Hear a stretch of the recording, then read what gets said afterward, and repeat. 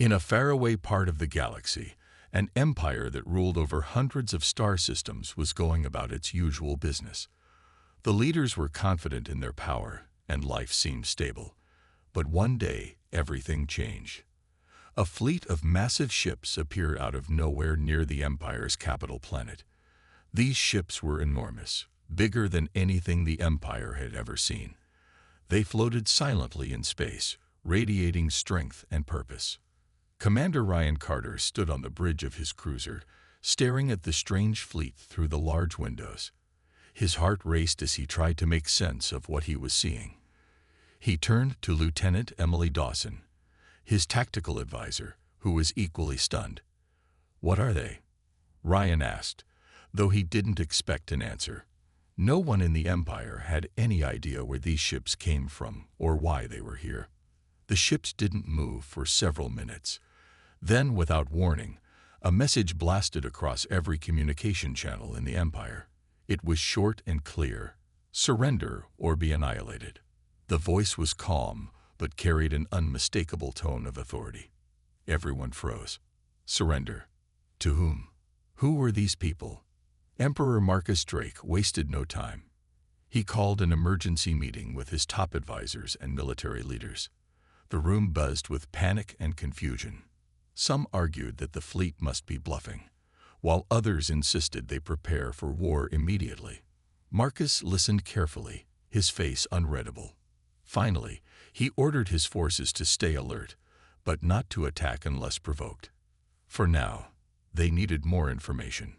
Meanwhile, aboard the lead ship of the mysterious fleet, Admiral William Hayes stood tall in the command center. His eyes scanned the monitors showing the Imperial fleet below. Beside him was Captain Rachel Bennett, a trusted officer known for her sharp mind. Both wore expressions of grim determination. This moment had been centuries in the making.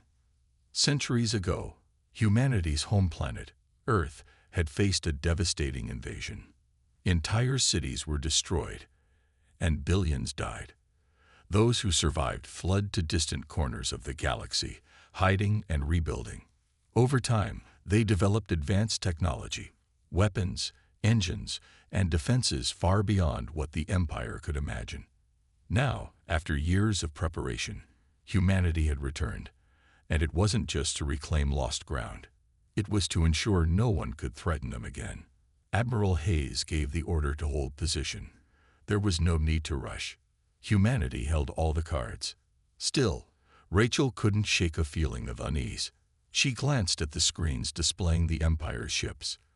Were they really all enemies, or were their innocent lives caught in the middle? She pushed the thought aside for now. This mission wasn't about mercy. It was about survival. Back in the Empire, rumors spread like wildfire. Some believed the newcomers were demons rising from ancient myths. Others thought they might be refugees seeking help. Whatever the truth, fear gripped the population. Stores emptied as people prepared for the worst. Soldiers scrambled to arm themselves, though many doubted their weapons would stand a chance against such overwhelming power. Ryan Carter watched the fleet closely, his mind racing. He had always prided himself on being ready for anything, but this was something else entirely. These ships weren't just bigger, they were different. Their design was sleek yet intimidating, with glowing lines running along their hulls like veins of energy. What kind of civilization could build such marvels? As hours passed, the Empire waited nervously for the next move. Would the strangers attack? Would they negotiate? Or would they simply vanish as quickly as they had arrived? One thing was certain: nothing would ever be the same again. Admiral William Hayes walked steadily across the command deck of the lead human vessel, his boots echoing softly against the metal floor. His sharp eyes moved between the glowing screens that displayed data about the Empire's fleet. Captain Rachel Bennett stood nearby, her arms crossed as she studied the same information. The two officers shared a heavy silence, each lost in their own thoughts.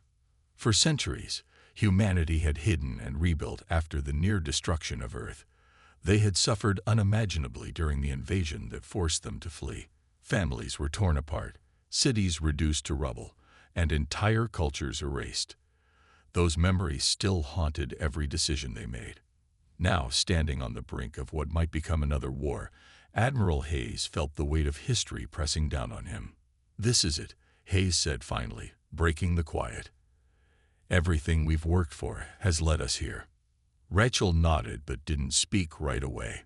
She glanced at the monitors again, focusing on the Imperial ships below. They looked small compared to humanity's fleet, yet there was something unsettling about them. "Do you think they'll surrender?" she asked cautiously. Hayes shook his head. "Not without a fight. But we're ready for whatever they throw at us." Rachel frowned slightly. She admired Hayes' confidence, but part of her wondered if destroying the Empire was truly the best path forward. Humanity had advanced far beyond this civilization. There was no doubt about that. Their weapons, shields, and engines were unmatched. Yet Rachel couldn't ignore the flicker of doubt growing inside her. Were all these people really responsible for humanity's suffering? Or were some of them victims too? She thought back to intercepted communications they'd gathered over the years while hiding in deep space. There were whispers of unrest within the Empire, of oppressed planets struggling under cruel rulers. Could it be possible that not everyone in the Empire supported its actions? If so, then wiping them out entirely might mean punishing innocent lives alongside the guilty. Hayes noticed Rachel's hesitation and stopped pacing. "What's bothering you?" he asked bluntly. Rachel hesitated before answering. "I'm just wondering, do we know enough about them to make this call? We've spent centuries preparing for revenge, but maybe things aren't as simple as we thought." Hayes sighed deeply. He understood where she was coming from, but he also knew the stakes. Humanity couldn't afford to take risks, not after everything they'd endured. "We can't let our guard down," he said firmly. "If we show weakness now, it could cost us everything." Before Rachel could respond, one of the crew members called out, "Sir, we're detecting movement from the Imperial fleet." Everyone on the bridge snapped to attention. Hayes stepped closer to the main screen, watching as several smaller ships detached from the larger vessels and began moving toward humanity's fleet. It wasn't an attack, not yet, but it was clear the Empire wasn't going to sit idle. "Prepare the fleet," Hayes ordered calmly. "Let's remind them who they're dealing with." As the humans readied themselves, Rachel felt a chill run down her spine. This moment marked the beginning of something massive, a confrontation that would shake the future of both civilizations. Whatever happened next, one thing was certain: humanity wouldn't go down without a fight. But deep down, Rachel hoped there might still be a way to avoid total destruction. The Empire acted quickly, sending a small shuttle to approach the human fleet. On board were two individuals: Ambassador Daniel Holt, a skilled negotiator known for his calm demeanor, and Dr. Laura Mitchell, a scientist eager to learn more about humanity. Both were nervous but determined to find a peaceful solution. As their shuttle approached the massive human ships, Daniel couldn't help but feel intimidated. The vessels loomed like mountains in space, their sleek designs glowing faintly with energy. He glanced at Laura, who was staring out the window with wide eyes. "Do you think they'll listen?" she asked quietly. Daniel forced a smile. "We have to try.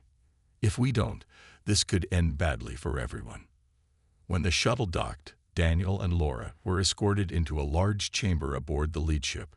There, they faced Admiral William Hayes and Captain Rachel Bennett. The room was tense, filled with the weight of what was at stake. Hayes stood tall, his expression unreadable, while Rachel watched the visitors carefully, her hand resting near her weapon. "I'm Ambassador Daniel Holt," Daniel began, speaking slowly to ensure he was understood. "And this is Dr. Laura Mitchell. We've come to discuss peace." Hayes didn't respond immediately. Instead, he studied the two representatives, his sharp gaze taking in every detail. Finally, he spoke. "You're asking for peace after threatening us. Surrender is your only option." Daniel swallowed hard but kept his voice steady. "We understand your position, but surely there's another way. Destroying an entire civilization won't bring back what you've lost." Rachel stepped forward, her tone firm. "You don't know what we've been through. Your empire might not be directly responsible, but it thrives on the same kind of oppression that nearly wiped us out. Laura decided to speak up. But not everyone in the empire supports its actions. Many planets are suffering under imperial rule. They're victims too. Do you really want to punish them along with those in power? Her words hung in the air, and for a moment, no one spoke. Hayes looked at Rachel, who seemed conflicted. She had been thinking the same thing lately, that not all lives in the empire deserved destruction. But how could they separate the innocent from the guilty? Daniel seized the opportunity. Let us prove it to you. Allow us to show you the truth about our people. Maybe together, we can find a solution that doesn't involve war. Hayes considered this for a long moment. He knew the risks of trusting the empire, but he also recognized the potential benefits of avoiding bloodshed. Still, he wasn't ready to back down completely. Fine, he said finally, but if this is a trick, the consequences will be severe. Relieved, Daniel nodded. Thank you. That's all we ask, for now. As the meeting ended, Laura noticed something interesting. The human officers carried themselves with discipline, but their eyes betrayed pain and loss. She wondered how much suffering humanity had endured during its exile. Perhaps understanding their history could bridge the gap between the two sides. Back on the Imperial homeworld, factions within the government grew more divided. Some leaders argued that humanity posed an existential threat and should be destroyed at all costs. Others believed negotiation was the only hope for survival. Meanwhile, whispers of rebellion spread among oppressed planets, inspired by humanity's arrival. People saw it as a chance to overthrow their rulers and gain freedom. Ryan Carter, still stationed near the human fleet, monitored the situation closely. He admired Daniel's bravery in attempting diplomacy, but doubted it would work. Humanity's resolve seemed unshakable.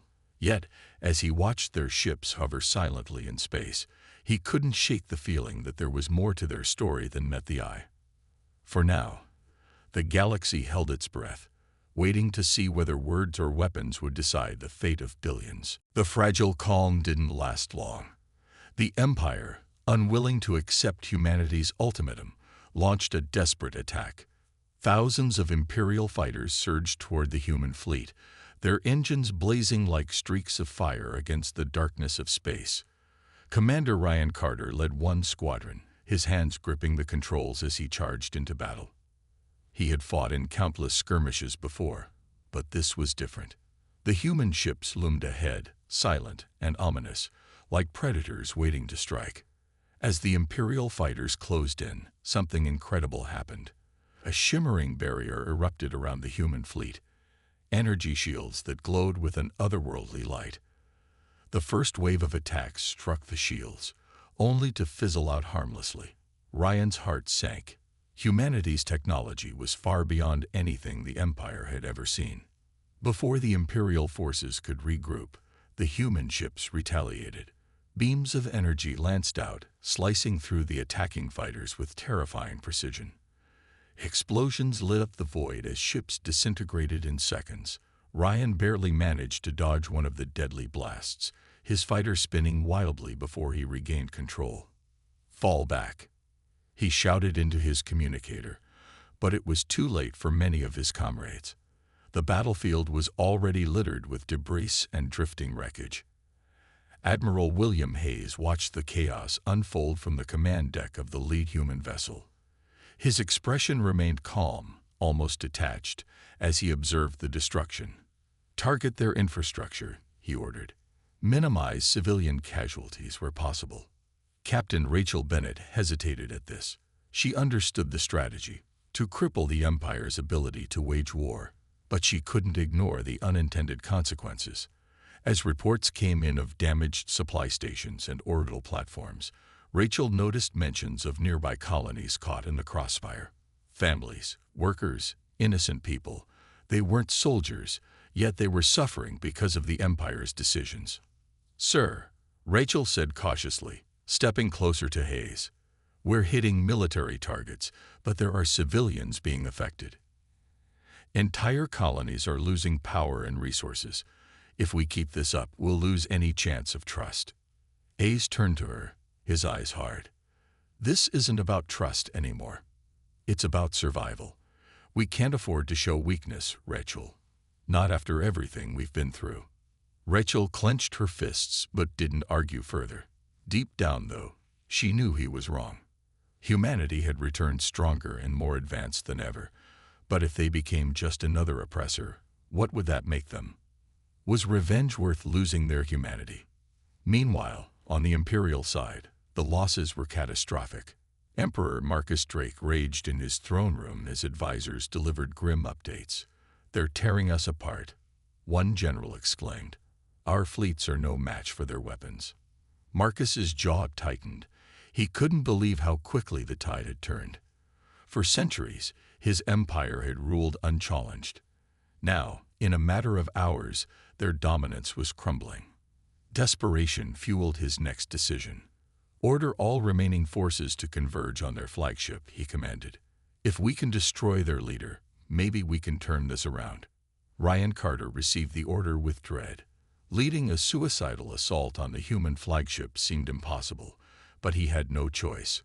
Gathering what remained of his squadron, he prepared for what might be his final mission.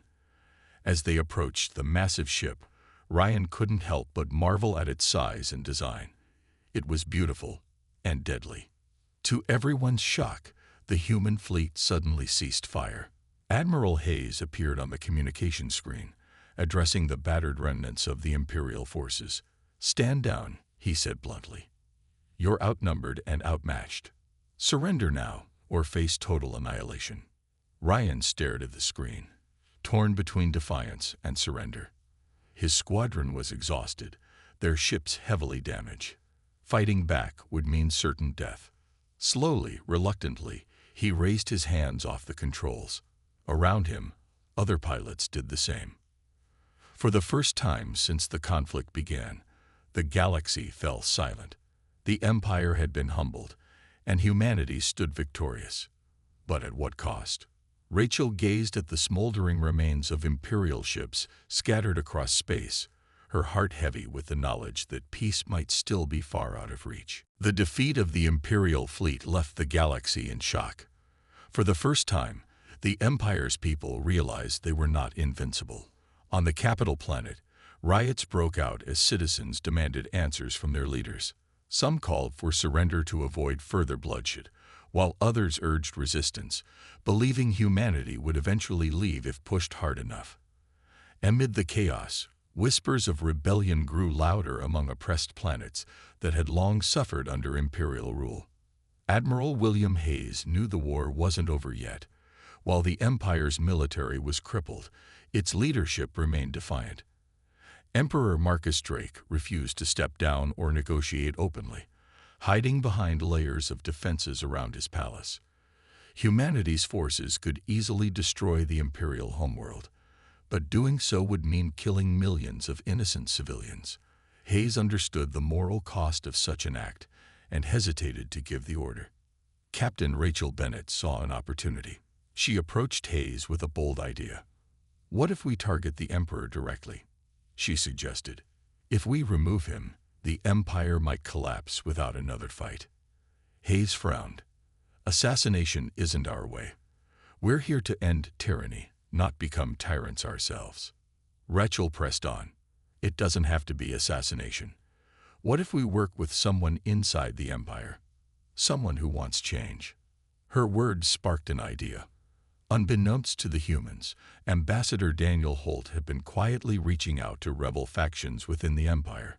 He believed a coup could overthrow Marcus and bring peace without further destruction.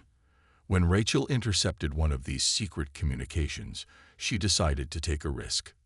Against protocol, she contacted Daniel. "Can your rebels succeed?" Rachel asked during their encrypted conversation. Daniel hesitated before answering. "We can try, but we'll need help. Resources, intelligence, maybe even protection." Rachel promised to speak to Admiral Hayes, though she knew it wouldn't be easy to convince him. To her surprise, Hayes agreed after some deliberation. "Fine," he said, "but this is your responsibility, Rachel. If it fails, the consequences are on you." With Hayes' reluctant approval, Rachel coordinated with Daniel and Dr. Laura Mitchell to plan an infiltration mission. Their goal was clear: capture Emperor Marcus alive and force him to step down. The operation would require precision and stealth, qualities Ryan Carter had demonstrated during earlier battles. Despite his loyalty to the Empire, Ryan found himself questioning whether Marcus truly deserved his allegiance. When Daniel approached him with the proposal, Ryan reluctantly agreed to join the effort. The team assembled included Rachel, Ryan, Emily Dawson, and several rebel operatives. They slipped into the heavily fortified Imperial Palace using stolen codes and disguises. Moving through dimly lit corridors, they avoided patrols and security systems. Tension filled the air as each step brought them closer to their target. At one point, Emily turned to Rachel. "Why are you helping us?" she asked softly. Rachel paused, then replied, "Because I don't want more innocent lives lost. Neither should you." Emily nodded, her doubts easing slightly. She began to see humanity not just as invaders, but as beings driven by pain and survival, much like herself. Finally, the group reached the throne room. Marcus stood there, surrounded by guards. A fierce firefight erupted, but the combined skills of the team gave them the upper hand. In the end, Marcus was captured, his face pale with fear and anger. "What do you want from me?" Marcus spat at Rachel. "Your surrender," she answered firmly, "and proof that not all humans seek revenge." As Marcus was led away, the rebels took control of the palace. News of the coup spread quickly, sparking celebrations across oppressed worlds. Humanity's fleet remained vigilant, ready to intervene if needed, but for now, hope replaced fear. Rachel looked at Ryan and Emily, both standing beside her. "This isn't the end," she said, "but it's a start." With Emperor Marcus Drake captured and the Imperial Palace under rebel control, the galaxy braced for what came next. The rebels, led by Ambassador Daniel Holt, announced the formation of a provisional government aimed at dismantling the old empire's oppressive systems. They promised reforms, freedom for enslaved species, and equal rights for all planets within their territory. Humanity's fleet remained in orbit, watching closely to ensure the transition stayed peaceful. Admiral William Hayes addressed the galaxy through a broadcast, his voice calm but firm. "The Empire has fallen, but this is not humanity's victory. It is a chance for everyone to build something better. We will not tolerate oppression or tyranny. If the new leadership fails its people, we will act." Rachel Bennett listened to Hayes' speech from the command deck, her mind racing. While she felt relief that the war might be ending, she couldn't shake the feeling that humanity's presence still cast a shadow over the galaxy. Many species viewed them as saviors, but others saw them as conquerors waiting to strike again. Trust wouldn't come easily. Daniel worked tirelessly with the rebels to stabilize the situation. He partnered with Dr. Laura Mitchell, whose knowledge of alien cultures proved invaluable in negotiating with former Imperial worlds. Together, they traveled across the galaxy, meeting with leaders and listening to their concerns. Some planets welcomed the changes, while others resisted, fearing humanity's power.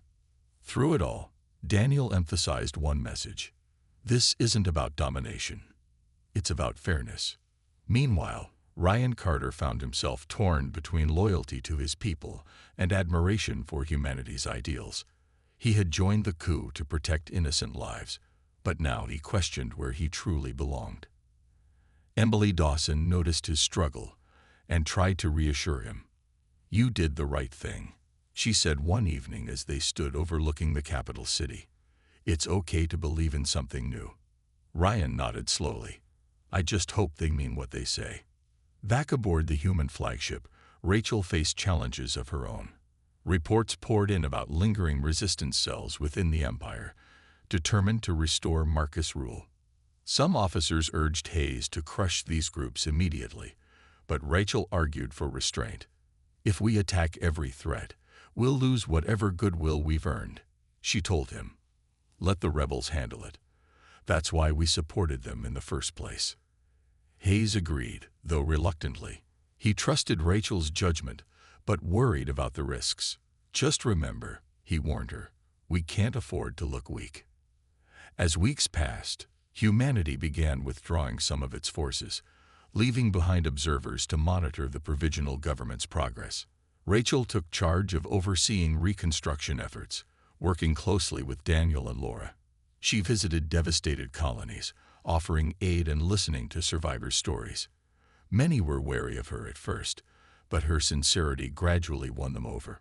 One day, while exploring an abandoned Imperial archive, Laura uncovered shocking documents. They revealed that the Empire hadn't acted alone during Earth's invasion centuries ago. Another faction, a shadowy group known only as the Architects, had manipulated events from behind the scenes. According to the files, the Architects were ancient and powerful, capable of controlling entire civilizations. Laura rushed to share the discovery with Rachel. "This changes everything," Laura said urgently. "If the Architects are still out there, they could be pulling strings even now." Rachel's blood ran cold. Humanity had returned seeking justice, but if the true enemy was still hiding, their mission was far from over. She relayed the information to Hayes, who called an emergency meeting with his top advisors. "We may have dismantled the Empire," Hayes said grimly, "but our fight might not be finished. If the Architects exist, we need to find them before they strike again." For the first time since arriving in the galaxy, humanity faced a mystery that threatened to unravel everything they thought they knew. The Empire's fall was just the beginning. The galaxy slowly began to heal under the provisional government's leadership. With humanity's guidance, reforms spread across former Imperial worlds. Slaves were freed, resources were shared more fairly, and voices once silenced were finally heard. Yet beneath the surface, tensions lingered. Many feared humanity's presence was temporary, that once they left, old hatreds and power struggles would resurface. Admiral William Hayes knew this fear well. He stood on the observation deck of his flagship, staring at the stars. Humanity had achieved its goal, revenge against those who had nearly wiped them out centuries ago. But now, he wondered if their mission had been too harsh, or perhaps not harsh enough. The discovery of the Architects weighed heavily on him. If these mysterious manipulators still existed, peace might only be an illusion. Captain Rachel Bennett worked tirelessly alongside Daniel Holt and Dr. Laura Mitchell to build trust between humans and other species. She traveled from planet to planet, overseeing aid shipments and meeting with local leaders. Her efforts earned respect, but also suspicion. Some saw her as a symbol of hope, while others viewed her as a reminder of humanity's overwhelming power. Despite the challenges, Rachel refused to give up. "We didn't come here to rule," she often said. "We came to protect." Ryan Carter found himself caught between two worlds. Though he remained loyal to his people, he couldn't deny the changes humanity had inspired. Working with Emily Dawson, he helped train former Imperial soldiers to defend their planets without resorting to oppression. It wasn't easy. Old habits died hard. But Ryan believed in the possibility of a better future. "Maybe we can learn from each other," he told Emily one day. "They have mistakes to fix, and so do we." Laura continued digging into the Empire's archives, piecing together clues about the Architects. What she found disturbed her. The Architects weren't just puppet masters. They were ancient beings who thrived on chaos and conflict. Their influence stretched back thousands of years, shaping civilizations only to destroy them when they grew too strong. If they were still active, humanity's arrival might have drawn their attention once again. Hayes called a final meeting aboard the flagship. Gathered around the table were Rachel, Daniel, Laura, and key members of the provisional government. "The Architects are real," Hayes said bluntly. "And if they're watching us, we need to be ready." Rachel spoke up. "But how?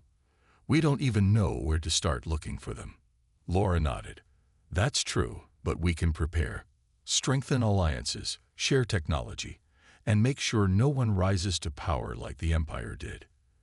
If the Architects feed on division, unity is our best defense." Everyone agreed. Humanity wouldn't abandon the galaxy. Not yet. Instead, they pledged to stay as guardians, helping rebuild what the Empire had broken while keeping watch for any signs of the Architect's return. As the meeting ended, Hayes turned to Rachel. "Do you think we've done enough?" Rachel hesitated before answering. "No, but maybe that's the point. There's always more work to do." In the months that followed, humanity's fleet remained a quiet but constant presence in the galaxy. They offered guidance rather than control, strength instead of domination. Slowly, trust began to grow. Former enemies became uneasy allies, united by a shared desire for peace. Ryan looked out at the stars one last time before leaving the flagship. Beside him, Emily smiled faintly. "It's not perfect," she admitted, "but it's a start." Ryan nodded. "Yeah, and maybe that's all we can ask for." Far away, hidden in the depths of space, something stirred. Ancient and patient, it watched and waited. For now, the galaxy was safe, but nothing lasted forever.